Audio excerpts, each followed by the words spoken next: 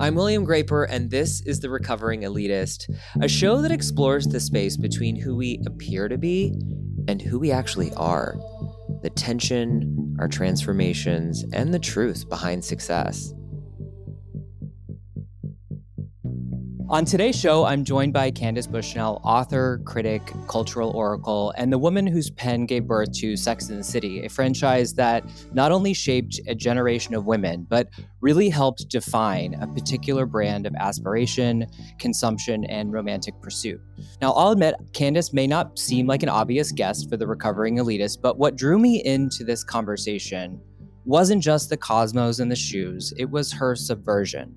The way that she captured fantasy while exposing the absurdity underneath all of it is unparalleled. And at a time when so many of us are rethinking what success, partnership, and even status look like, I wanted to ask her, what happens after the fantasy? What's left when the glitter settles, the shoes come off, and we're left with our voice, our choices, and our critiques?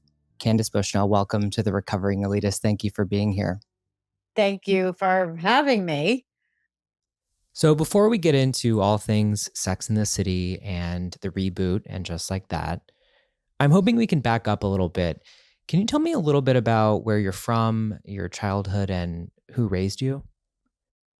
I was raised in Glastonbury, Connecticut, and I grew up on the Connecticut River. So it was the suburbs, it was the country, there was a lot of farmland. Everybody rode horses. Everybody was pretty much the same. It was America in the 1960s. And it was a place that felt very safe, comfortable. I think people would look back on the 60s, 70s, 80s and think it was a different world. You didn't need a lot of money to do interesting things or to be in beautiful places. And that's the thing that has changed enormously for people. I agree. I wanted to ask you about that money and your early relationship to seeing women and their interaction with money. Did you have early experiences of that? What were your early influences? I suppose the early influences, well, I talk about this in my one woman show. There were only 4 jobs for women: nurse, teacher, secretary, or librarian. And that was something that was really emphasized. So the sexism was completely blatant. There was no like girls can do anything or be anything. That did not exist. It was if you were a female, you were really pushed into a box of what you could do, what you could say, and what you were supposed to be like. You was, supposed to be sugar and spice and everything nice. And, boys Yes. could be interesting. They could do interesting things. They could have interesting lives. They could have interesting achievements. And girls could really only have one achievement, and that was getting married and having kids. And it never interested me. Were the women in your life around you sort of keeping it nice and doing their gender role in the way that society asked them? Or did you have people around you that were showing you a different path at all? No, no one was showing me a different path. Mm. My mother started working with her friend who lived across the street when she was 8 or 9.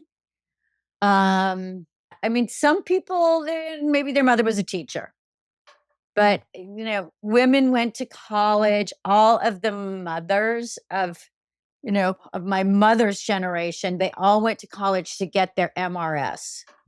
And if you were an actress, that was considered a form of prostitution. Wow. So that was not really a viable kind of, you know. So what were the ways that women could make money? You could write books. or you could be an actress. So, what gave you the courage to go to New York City? Was New York City looked at as freedom for you when you moved there at 19? Was it sovereignty? What was it for you? I guess it just felt like it was fate. Explain that. Well, I'd always wanted to live in New York ever since I was a kid. And I read about New York in books and fictional books like Harriet the Spy or Madeline. Their lives were so much more glamorous and interesting than where I grew up. And, I wanted to have, an interesting life. So I went to New York City. It was really hard, like really, really hard, like so much harder than, Mm, there were a lot of young people there who they weren't there because their parents had money. That's the difference between young people in New York City now and young people in New York City in, the late 70s. If you went there, you went and people waved like, bye bye, good luck. Don't call us, we'll call you. Hopefully the police won't call and say you're dead. So I knew I ended up knowing, other women who came to New York, to make it. And it was tough. yeah, I was gonna say seems like it required a lot of grit. You had to learn fast. That's what it was about. It was like, you had to learn fast. So, who taught you that? You just learned it on your own. Maybe I was smart, you know? I think that's true, Candace, for sure. Got to give yourself some credit for that. So you went to NYU and later left to study writing and journalism, and it sounds like you had a love of books from an early age. So was your interest in writing something that you just always felt was sort of one of the only options for you, and you were what brought you to writing? No, I mean, I actually was somebody who had like an epiphany moment when I was 8 years old. And you do hear about people having, a voice comes from, I've heard archaeologists say this. I've heard a lot of, people say this where they had this moment that is just etched Mm. in their minds always. And it was like, you're going to be a writer. And I really stuck with that.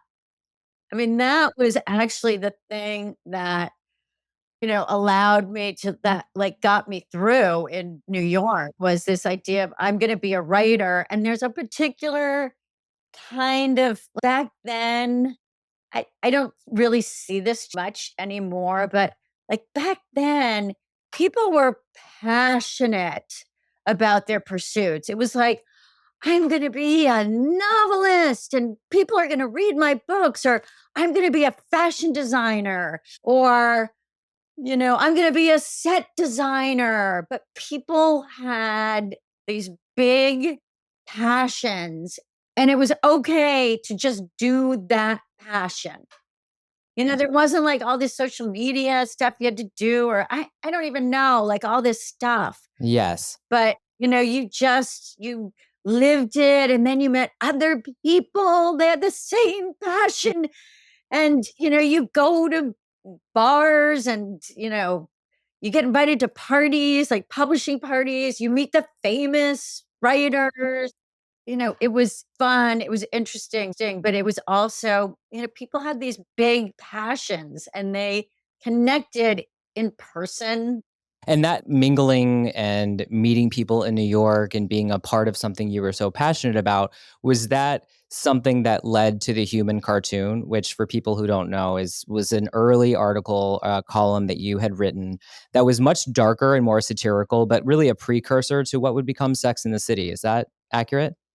Yes, it actually is because, well, first of all, I was just writing about everybody I saw in New York. Like, as soon as I arrived in New York, I met all of these characters. Like, people, I would go back home and I had this friend of my mother's. She would be like, "What was New York like?" And I was like, "Connie, you couldn't believe what these people were like. they said this, they did this. There was like you would analyze them. And so New York was just filled with all of these really interesting characters. It's like people want things in different ways. And you can kind of see like some people are really willing to almost become like a pod person. So it was a lot of people who worked at Condé Nast were like pod people. I worked at Conde. I know about that. Yeah, they were just concerned with social status and nothing else mattered. I mean, we had like, lots of jokes about, all these different kinds of people in New York, like, oh, he would run over his mother to get ahead. It's like these things were kind of real. So was that show, was Sex in the City, the column, originally intended to be a kind of satire and a kind of poking fun at that? Well, everything that I write is satire. It always has been. I mean, I started doing that. God, I was like, I wrote a children's book when I was 19. And this woman called me up from Simon and Schuster, and I went in and I was like, this is it. I'm 19. I'm on my way.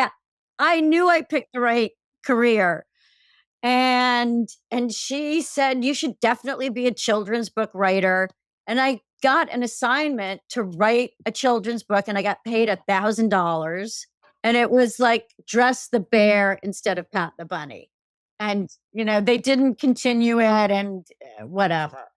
So I just thought that I would be writing fiction. And, fiction is all about like having a voice and a point of view back then. It wasn't like everybody is supposed to be the same. It was really about like an individual voice that was like critical of society. So that's really what I was writing about, society. And wrote this one book, it was probably the first 75, 80 pages of, I wrote a lot of stuff that people were like, this is great, but no one will publish it.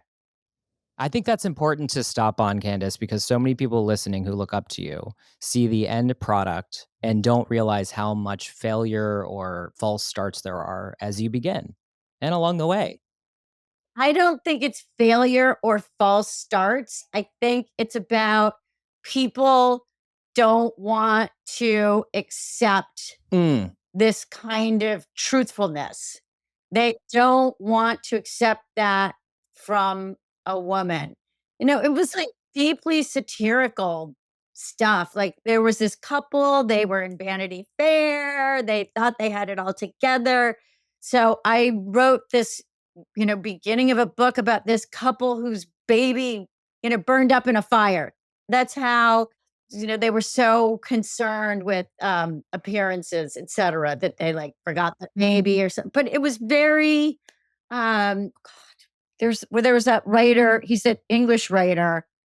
I think he died recently. Martin Amis. Martin Amis wrote this book, like there was this character, something Whitehead. I mean, like it was this deeply, deeply satirical stuff that a lot of, you only will get that published if you have the right publisher. But if you're a woman, you probably ain't going to get that published because that's not what they want to hear from women. yeah, and what's interesting is I think satire is inherently about kind of being an outsider looking in and poking fun at what people are doing around you. Would you agree with that? I don't think it's about being on the outside looking in. I think it's being on the inside and looking around. Explain that. I think satire is really about morals. It's about like what is morally right. And, what isn't morally right is can be dealt with in satire. Mm. And at the time, we don't want women deciding what's morally right or wrong. Well, I guess, but it's like look at the world that we live in. There's a lot of things could be satirized. Well, so The success of your columns led to a book, and Darren Star purchased the rights to your book and ultimately created one of the most progressive and transgressive shows that showed women as flawed and human and sexual in these ways that we had never seen them before. And I'm curious how it feels to have been the catalyst for such a social evolution, and if you saw it as that while writing it. Well, I guess I always, since I was a kid, I've got to show women a different way to think. I don't know why they think the way society, which is basically men, is telling them to think. Like all of the things that people say women are supposed to be, I realize like women are not those things. So even from an early age, from the age of 8, I was a feminist. So my work is I'm trying to get women to look at themselves in a realistic way and also to look at society and what society tells them about, you know, pursuing a marriage and children, et cetera, is maybe not the best way to be for every woman. And that is something that I really believe. So that's my mission in life. And Sex in the City happened to be something that it delivered that to a wider audience, which is fantastic. Oh yeah, got people, talking a different way, interacting a different way. I mean, I remember living in New York City at the time and just we would call it the Carrie effect. I worked in fashion and it was like overnight you could sort of see women walking a different way with more confidence and coming to the city believing they could be the main character in their own life. And that is such a beautiful testament to the door you open for people with your column. Well, the reality is that, the voice of the series is my voice. Yes. And if you read the book and watch the pilot, you'll know that like 95% of the lines in that pilot come directly from the book. They are speeches that I made or Carrie made. So that voice is really my voice. Hmm.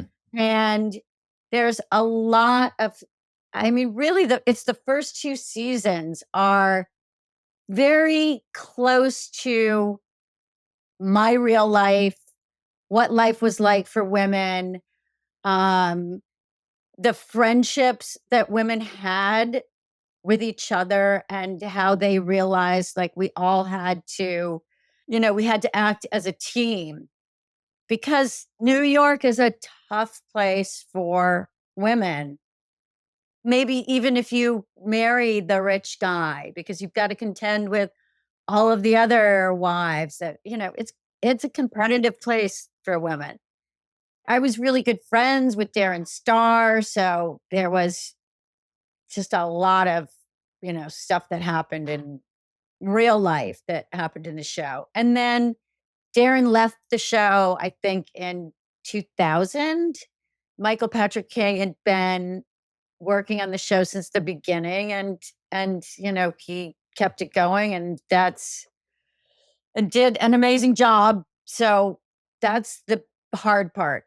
Is like keeping a TV show going, keeping that audience. It's like that's a very particular mentality, skill, whole thing.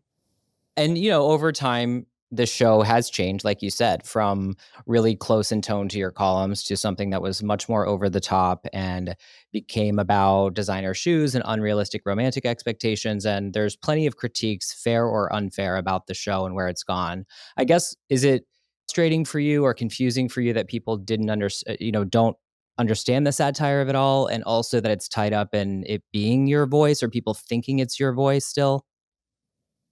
Well, I don't think that the show is satirical anymore. I mean, I think that it was the first, Interesting. but I think what it is, and I guess we're talking about and just like that. I'm talking about like both, sure, but it's gotten progressively more camp. You know what? Well, it was, I think, the first 2 seasons were, like, darker and grittier, and then the show became more popular, and they got more money, and they put the money on the screen. Also, they see what works, like, what do people respond to?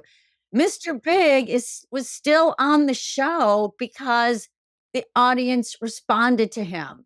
They wanted to see Mr. Big. So, that's the other way that TV works. It's not so much like, oh, here's somebody with a vision of how it's going to be. I mean, TV can be like that, but you know, a lot of the time it's like, oh, this is working. The audience wants to see this character. Let's give them more of that character. So there starts to be, I think, a back and forth. And I think that's leads into the fantasy I'm referring to. There's a fantasy of the show, a camp to the show that is the fantasy of the perfect relationship, the perfect job, the perfect way to look, and all of that. And so I guess I'm wondering, do you think that that critique is fair? And do you think that aging allows us to kind of deprogram some of that fantasy? Uh, no, I don't, because I've seen that, I mean, men have fantasies certainly about relationships, their lives, and they try to keep that fantasy going. And I would say that women have it's the same thing, but they find it more difficult to keep that fantasy going as you get older. But, I mean, there's some people that, they kind of live in a fantasy world and they always will. I mean, I happen to be what I would call a realist. Other people would say, like, oh, you're pessimistic because I don't believe in astrology. Okay. Like, I did when I was 25, but now I'm like, no. So maybe that answers your question.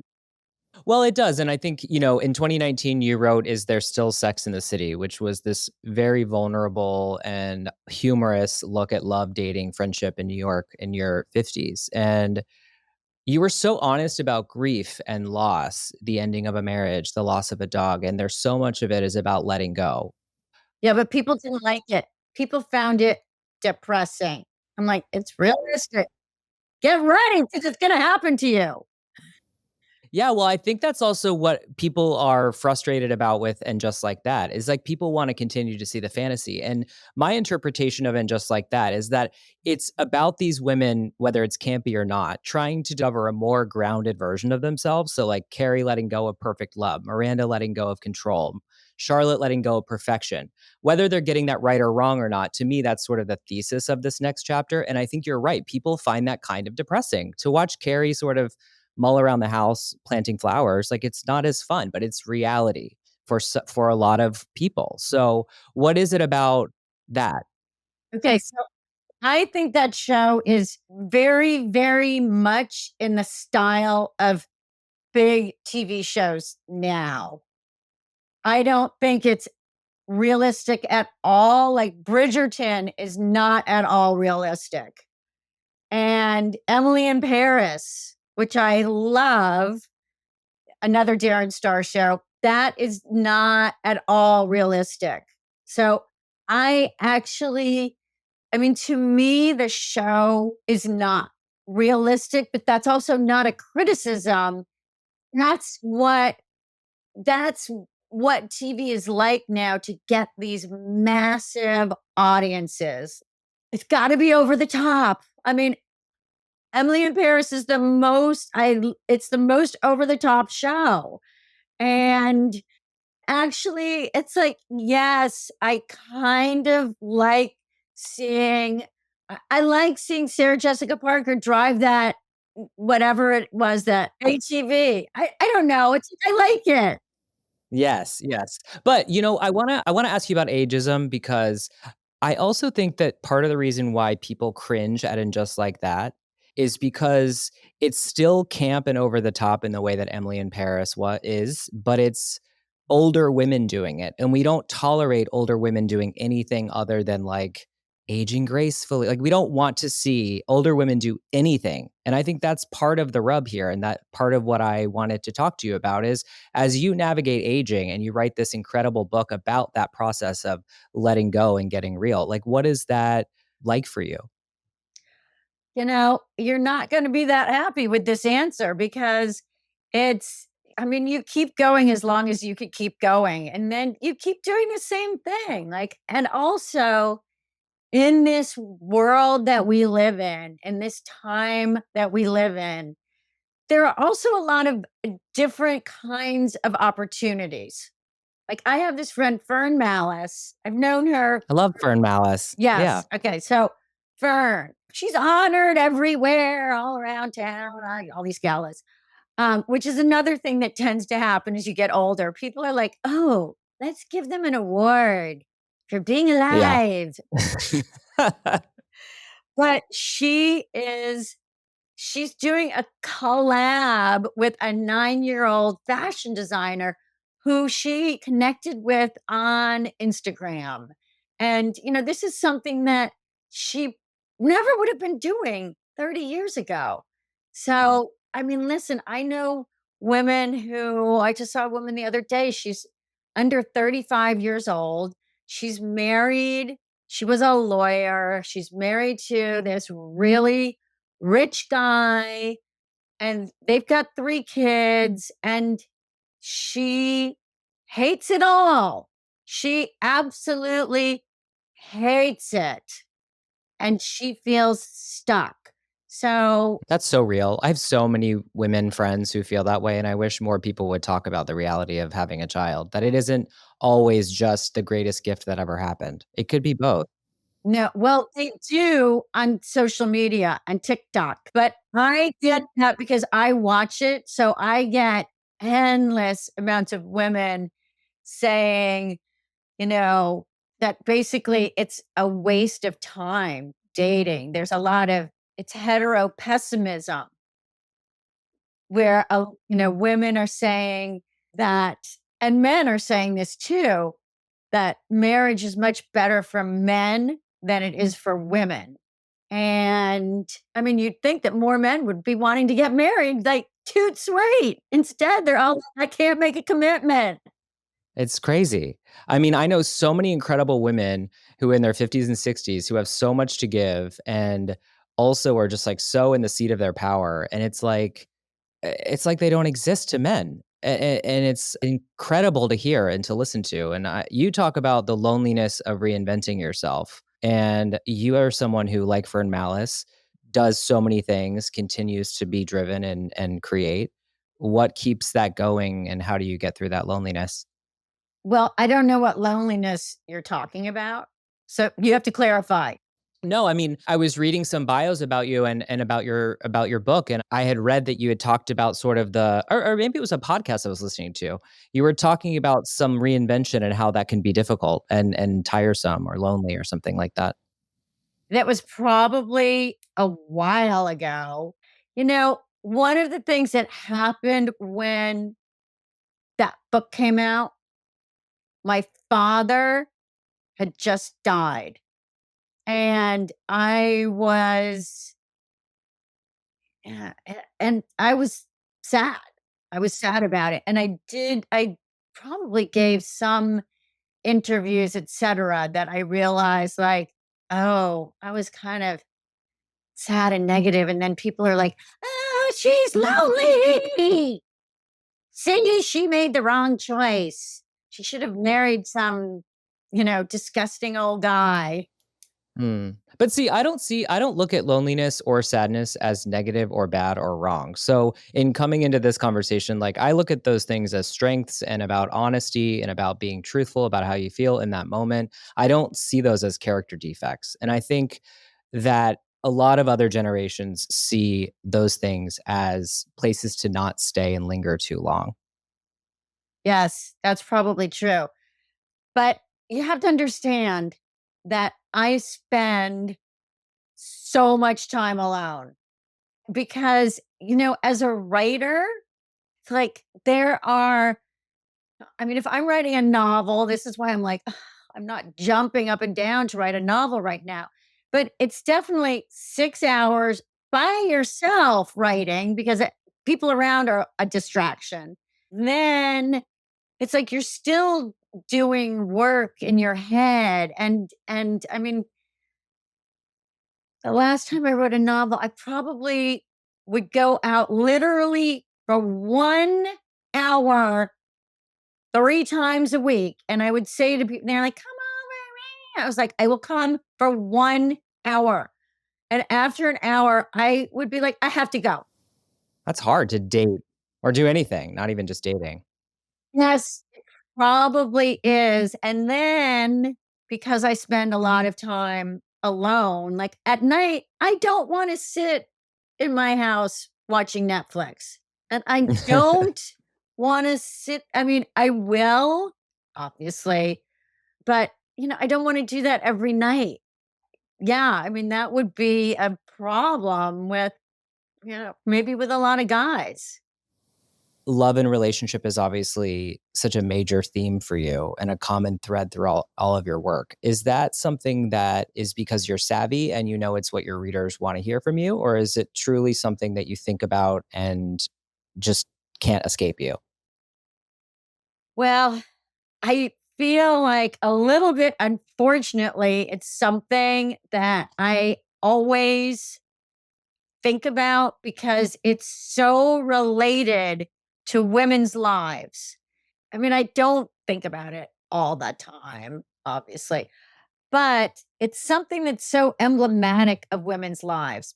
It's really about women being secondary to everyone else, to a husband, to children. I wish it was just acceptable for women to say, I don't want to be in any relationships. Yeah.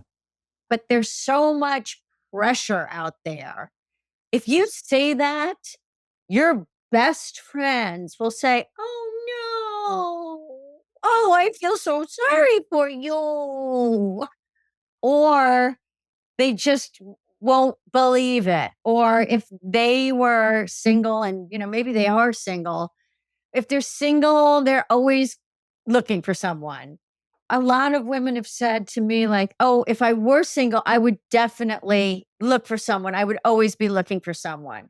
So it's very ingrained in a lot of women's psyche.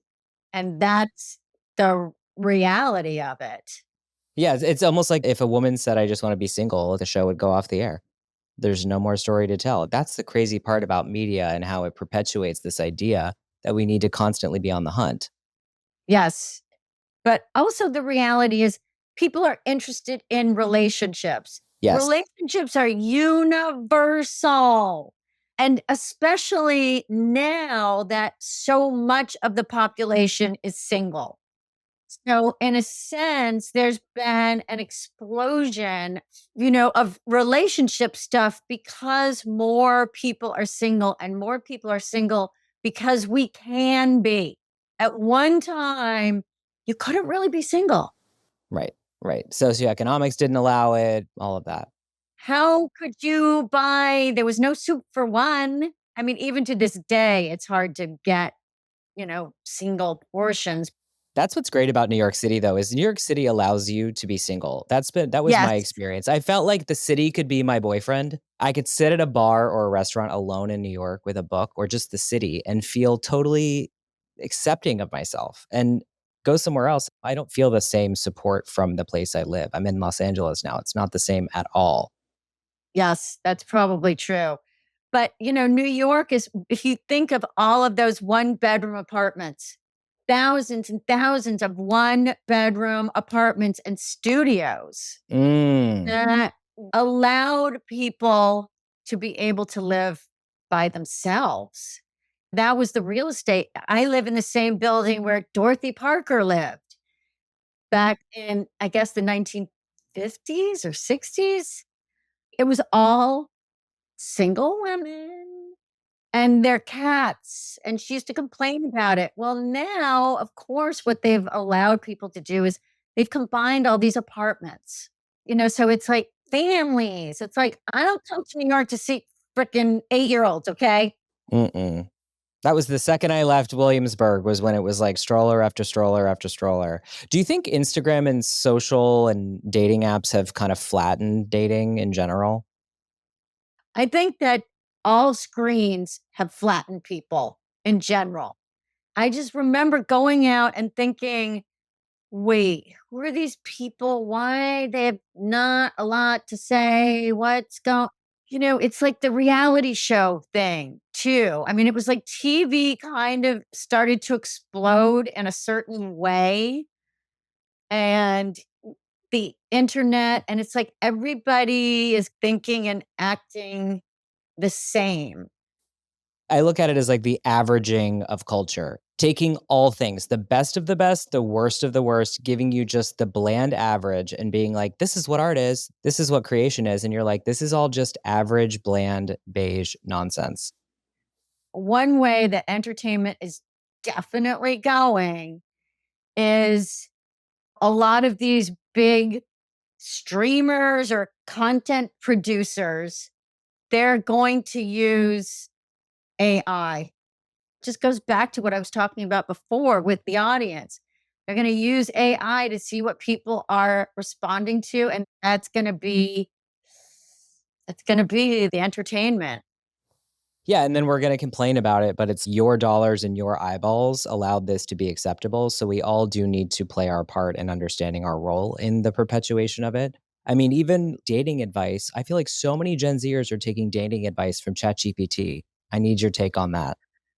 I would say that it's the scary part, but the reality is that technology tends to only go in one direction. It's a little bit sad in quotes that people can't think of their own lines to come up with, but the technology is there and young people are going to use it. They're going to use it and they're going to use it more and more. I wonder myself, is would AI be better at fixing people up than real people? I mean, that's like a TV show that I want to do, like AI versus the matchmaker, but I can't get anybody to buy it. I'm like, come on. It's a really good idea. The problem with being at the forefront of culture, and I think part of what I find fascinating about your story is that you were able to tell a story before it was told, and then the culture was able to, or not the culture, but like a production company and network was able to say, we're willing to do something cutting edge. We've lost that ability now to say we're willing to take that risk. So that's a great idea for a show.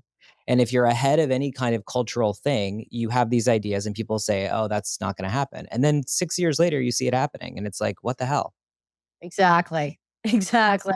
Frustrating. Frustrating. What do you think about Substack and these other ways with which people get to express themselves? Well, I'm not a member of Substack, but I think it's great. And I think like Tina Brown would probably agree with this. Losing all the gatekeepers is also, it's like we rail against the gatekeepers because they keep certain people out. But then when there are no gatekeepers and everything is equal, but people still respond more to some things than other things. So you're a fan of gatekeepers. I think we went from having gatekeepers to having kind of no gatekeepers. So, I don't know. I think maybe one of the things that happens is that people who are really good but don't appeal to a large audience, could be a lot of super talented, interesting people. They don't get the chance anymore. Right. So the gatekeepers would say, this person is really interesting and super talented. I think that they're going to have a small audience, but we're still going to give them, whatever, because we think they're really, really good. So I think maybe that gets lost. Person who appeals to a ton of people, which I mean, we all know is maybe not the most talented person. Right. I'm shaking my head left to right because it's usually the most political person or the most connected person, but it doesn't create the best art. Yes. One of the things you said recently that I found very inspirational, especially for a lot of younger people, was in response to a question about focusing in on what platform to be technology to be focused on, and, to get ahead and to be successful and get work out there. And your response to it, and I'm paraphrasing, was something like just focus on having a point of view, focus on doing your work. And the platform and technology will be there when you're ready to say that thing. And it doesn't really matter what that technology is. I found that so freeing. Can you talk more about that? I mean, it's really about content. It's like technology. I think it does support maybe certain kinds of content that could be tricky, but the technology is just the media, right? But the content is something that the individual creates.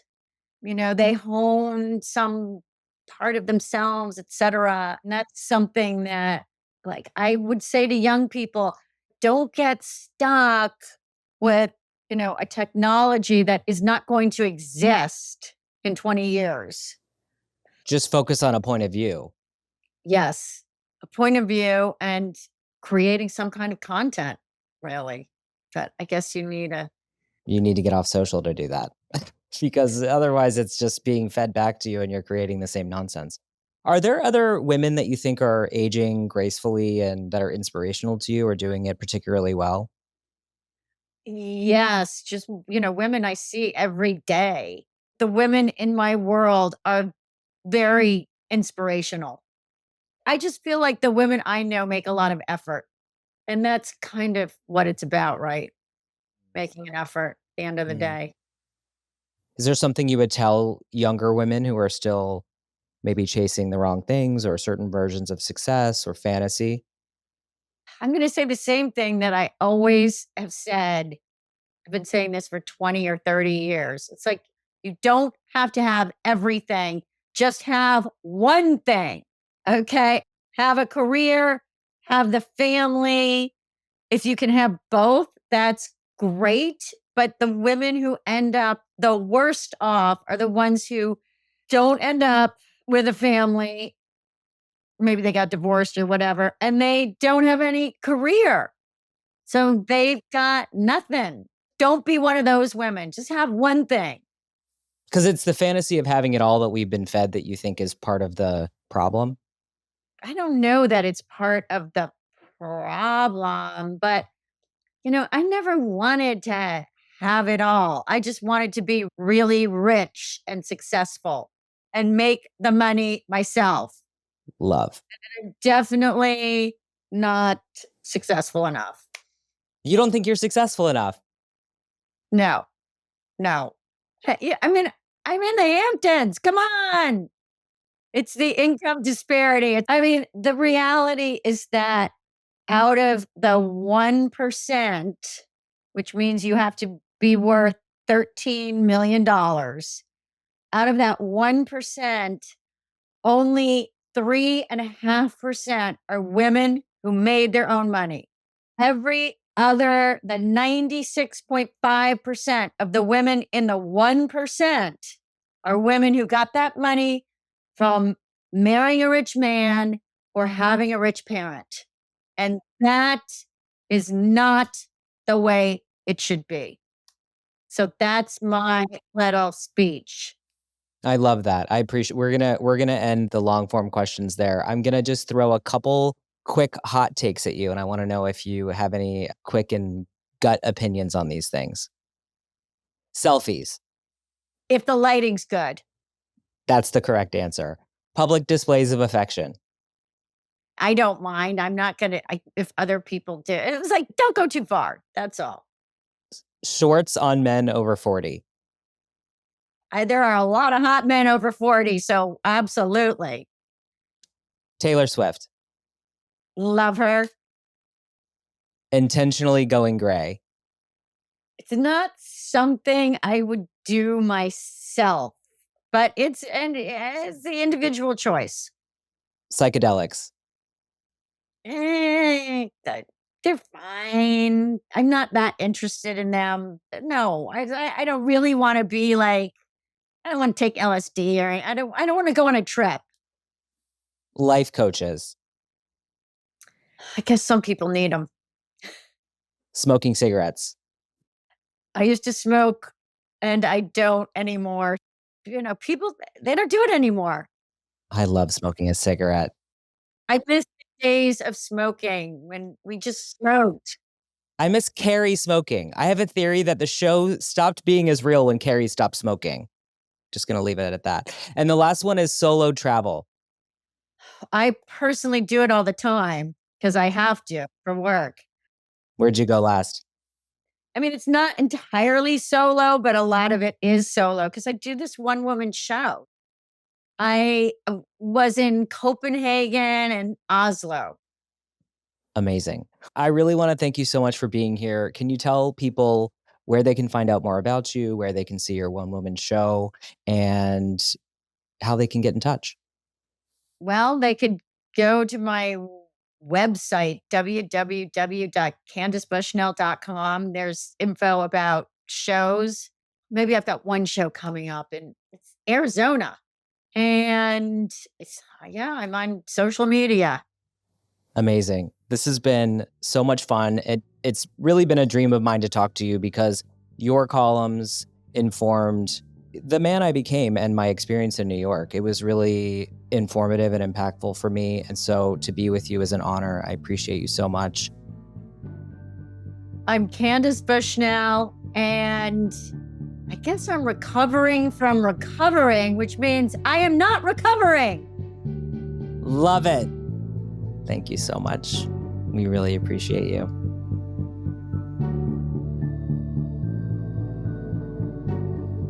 Thank you for listening to this week's episode of The Recovering Elitist. Our show is produced by Christopher Michael, Kelsey McWilliams, and Sasha Grinblatt, with audio post-production by Griffin James. Special thanks to Chase Coughlin for our original theme music and Justin Teodoro for our original artwork. We'd really like to hear from you. What are you recovering from? We hope you'll join the conversation on Instagram or at therecoveringelitist.com, and we hope you'll like and subscribe to this podcast wherever you get your podcasts for new episodes each and every week. Thank you for listening.